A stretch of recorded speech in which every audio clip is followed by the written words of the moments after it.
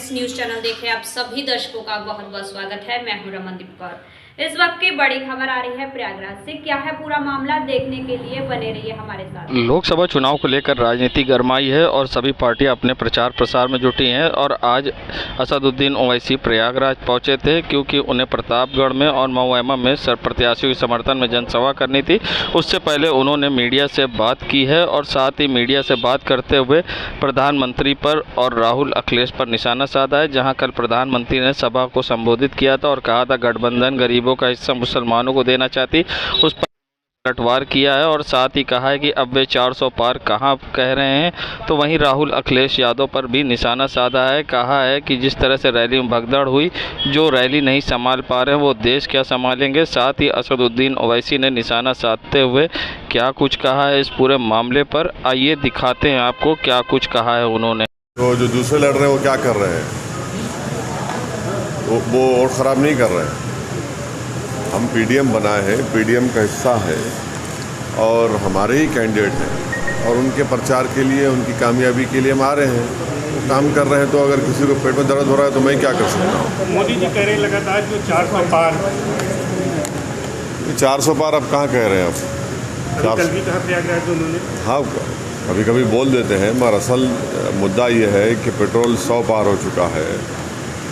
उत्तर प्रदेश में जहाँ से मेंबर ऑफ पार्लियामेंट प्रधानमंत्री है, यहाँ पर पेपर लीक हो जाता है, नौजवान परेशान है और प्रधानमंत्री ना मुख्यमंत्री बोलते हैं किसकी आत्मा की वजह से पेपर लीक हुआ है। ये नहीं बोला जाता कि प्रधानमंत्री ने विधानसभा के चुनाव में कहा था कि जो छुट्टा जानवर है उसको मैं देख लूँगा। तीसरे फेज में याद होगा आप लोगों को, अभी क्या हो रहा है देखिए। बेरोजगारी, सुनिए, महंगाई इतनी ज़्यादा हो चुकी है। पीओके की बात करते हैं, 10 साल से आपने क्या किया है? बड़ा बराबर लीजिए पीओके को, हम भी कह रहे हैं भारत का हिस्सा है और चुनाव में आपको पीओके आ जाता है। ये सब चीज़ें हैं जिसकी वजह से लोग परेशान हैं। 10 साल में जो उन्होंने वादे किए वो तमाम के तमाम चौपट हुए, झूठ साबित हुए।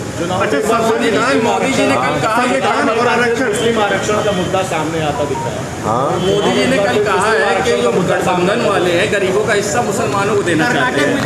पहले तो ये पहली बात तो ये है कि किसी का आरक्षण छीन कर किसी को नहीं दिया गया। नरेंद्र मोदी देश को ये बताएं कि जो उन्होंने इकोनॉमिक वीकर सेक्शन के ग्राउंड पर जो 10% रिजर्वेशन दिया है उसमें दलित आदिवासी को तो हिस्सा नहीं मिल रहा है, ओबीसी को। जो आबादी में 20% हिस्सा है उनको अब 10% दे रहे हैं और जो आबादी में 80% हिस्सा है उनको अब 28% पे समेट दिए। तो यही तो सबसे बड़ा धोखा उन्होंने किया है आरक्षण का। अमित शाह जी ने कहा है कि 4 रैली में जिस तरीके की सिचुएशन चल रही है, आपने देखा होगा कि पिछली 4 इंसिडेंट हो चुकी है, बिना भाषण दिए जाना पड़ा है राहुल गांधी और अखिलेश को। क्या हुआ है? बहुत ज़्यादा खराब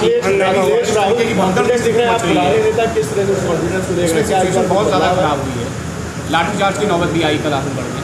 अब एक सभा को ऑर्गेनाइज नहीं कर पा रहे तो चुनाव कैसे लड़ेंगे भाई? सभा को तो ऑर्गेनाइज करना पड़ेगा ना, चुनाव कैसे लड़ेंगे फिर आप? सीए वगैरह को खत्म करने के लिए और गठबंधन जो है पार्टी में आना चाह रहा है, क्या कहेंगे? कौन कह रहे हैं? क्या कह रहे हैं? कि सीए को खत्म करना चाहते हैं। 370 वो तो खत्म सुप्रीम कोर्ट में केस है, हम खुद उसमें पार्टी हैं, तो सुप्रीम कोर्ट देख।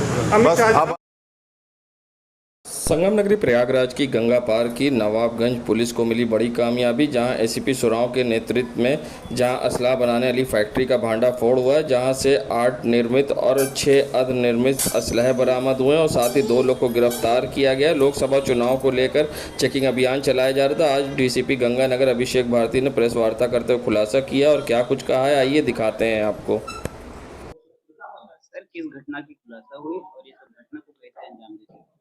देखिए, दिनांक 21 मई 2024 को आगामी लोकसभा निर्वाचन के दृष्टिगत निरंतर प्रयागराज कमिश्नरेट में चेकिंग अभियान चलाया जा रहा है।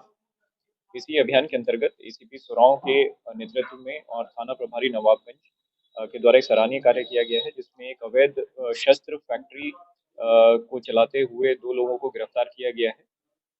वहाँ से 8 अवैध निर्मित शस्त्र, 6 अर्धनिर्मित शस्त्र और 7 जिंदा कारतूस और साथ ही साथ जो अवैध शस्त्र बनाने के उपकरण होते हैं वो वहाँ से बरामद हुए हैं। 2 अभियुक्तों की गिरफ्तारी हुई है जिनके नाम है अनुज पांडे, ये बागराय थाना जनपद प्रतापगढ़ का रहने वाला है, और अजीत मिश्रा, ये हथीगवां जनपद प्रतापगढ़ का रहने वाला है। दोनों के पूर्व आपराधिक इतिहास में 10 से 12 मुकदमे पंजीकृत हैं जो जनपद प्रयागराज और जनपद प्रतापगढ़ में भिन्न-भिन्न थानों पे पंजीकृत हुए हैं। इनको गिरफ्तार कर अग्रिम कार्रवाई की जा रही है। सर ये लोग जो दिखाया गया है खंडहर से गिरफ्तार किए गए, तो इसको कहाँ घर पे बनाते थे शस्त्र या उसी खंडहर? नहीं, जहाँ से गिरफ्तारी हुई है ये एक पुराना खंडहर है जो बॉर्डर पे है, और वहीं से इन लोगों की गिरफ्तारी हुई है। वहीं पे इन लोगों ने अपना ये सेटअप किया हुआ था जहाँ पे ये निर्मित करके इसको अवैध शस्त्र को बेचते थे। इसमें कितने लोग और शामिल हैं? इन लोगों से पूछताछ की जा रही है। इसमें जितने भी लोगों का नाम आएगा सब लोगों के विरुद्ध में कठोरतम कानूनन कार्रवाई की जाएगी। ऑलरेडी 10 मुकदमे 12 मुकदमे अजीत अनुज पे दर्ज हैं, तो क्या इन पे अब कोई कड़ी कार्रवाई होगी कि बिल्कुल, इनके विरुद्ध कठोरतम कानूनन कार्रवाई आगे हम लोग अमल में लाएंगे। धन्यवाद। ज्ञानवापी मामले में वजूखाने के सर्वे की मांग को लेकर जहां रिवीजन पिटीशन दाखिल हाईकोर्ट में हुई है, राकेश सिंह सिंगार गौरी मामले की पक्षकार के अधिवक्ता सौरभ तिवारी ने आज कोर्ट में बहस की है और उन्होंने अपना पक्ष रखा है। और जहां मस्जिद इंतज़ामिया कमेटी की ओर से इसमें वकालतनामा भी दाखिल कर लिया है। ऐसे में इस मामले को अब जहां चीफ जस्टिस को ट्रांसफ़र किया है और अब चीफ जस्टिस जो भी कोर्ट नामित करेंगे जुलाई के पहले हफ्ता में इसमें सुनवाई हो सकती है। और क्या कुछ कहना है अधिवक्ता सौरभ तिवारी का, आइए दिखाते हैं क्या पूरा मामला है। देखिए, रिवीजन जो पिटीशन दायर हुई है वो हिंदू पक्षकार सिंगार गौरी केस के राकेश सिंह की तरफ से दायर हुई है और जो रिवीजन जिला जज के आदेश के खिलाफ हुई है। हमारी मांग है कि वैज्ञानिक सर्वे को वहां किया जाए, सिविलिंग छोड़ के बाकी एरियाज का, और उसी पे आज कोर्ट नंबर 4 में सुनवाई थी ऑनरेबल जस्टिस अजीत कुमार साहब के यहाँ। मैंने ऑनरेबल कोर्ट के सामने पॉइंट आउट किया कि ये मामला nominated bench, acting chief justice द्वारा nominated bench honourable justice Rohit Ranjan Agrawal साहब इसको सुन रहे थे और प्रतिवादी संख्या 4 अंजुमन इंतजामिया मसाजिद कमेटी को 31 जनवरी के ऑर्डर में नोटिस इशू हुआ था।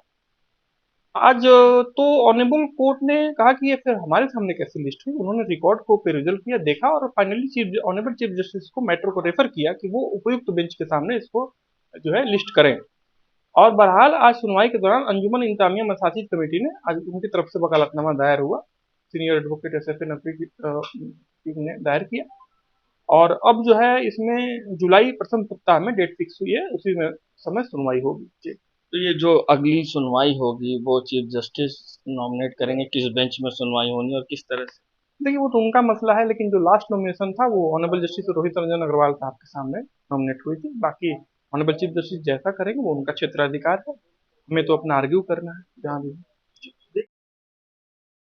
संगम नगरी प्रयागराज में अब भाजपा के क्षेत्रीय अध्यक्ष प्रकाश पाल ने जहां राहुल गांधी और इंडिया गठबंधन पर निशाना साधा है, साथ ही उन्होंने कहा है कि जिस तरह से झूठी अफवाह भाजपा के लिए फैलाया जा रहा है और लोगों को भ्रमित किया जा रहा है, साथ ही उन्होंने राहुल गांधी पर सवाल खड़े किए हैं और कांग्रेस को लेकर बड़ा बयान दिया है। और ऐसे में क्या कुछ कहा है उन्होंने, आइए दिखाते हैं आपको क्या कुछ कहना है।